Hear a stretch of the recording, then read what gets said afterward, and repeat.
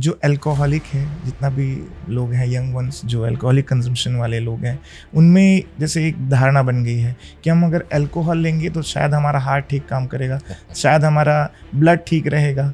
ये एक अच्छा एडिटिव्स है, पॉजिटिव एडिटिव्स है।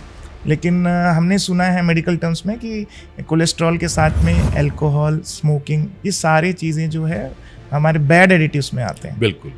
सो बहुत पहले एक शोध हुआ था, इंटर हार्ट स्टडी यानी इंटरनेशनल हार्ट स्टडी। उन्होंने 13 कारकों को उसमें देखा था कि किससे हार्ट अटैक्स होते हैं या दिल की बीमारी होती है, और उसमें यह आया था कि definitely alcohol, stress, blood pressure, diabetes, cholesterol, ये सारे कारक हैं और इनका अपना अपना योगदान है।